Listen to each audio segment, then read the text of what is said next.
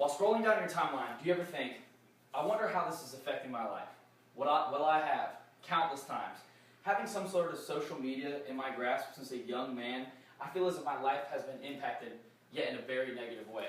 It is now our job, our generation, to show the upcoming generations what social media is actually all about. Today, I will explain the issues with social media and how the social part of it is actually the complete opposite of what it portrays itself to be, and what we can do to bring back the time when having a conversation with somebody face-to-face other than through a device was the correct way to communicate.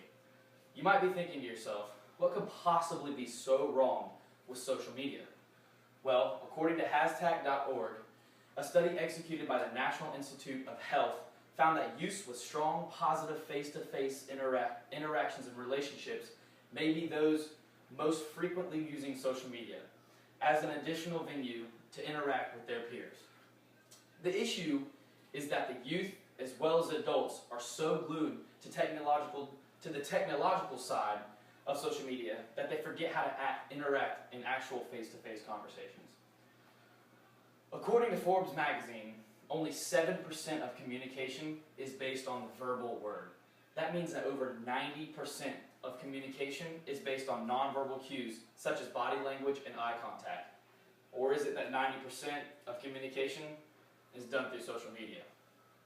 Many tests have been ran to ensure the world that social media is the main cause for the lack of verbal communication.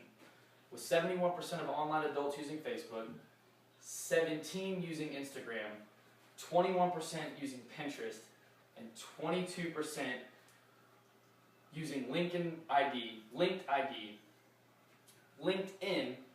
you can tell that social media has made a big hit in the United States. Social media is now considered as an addiction rather than a technological tool. Murders, suicides, loss of family members, etc. are all things that have actually came from social media. Now that you know the effects that social media can have on an individual's life, you must want to know what you can do to avoid social media becoming an issue rather than a technological tool.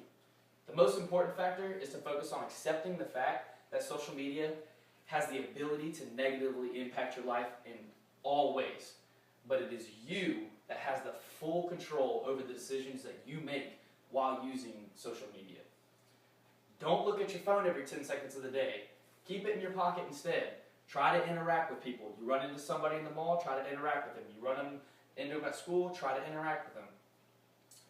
Avoid using social media in social places.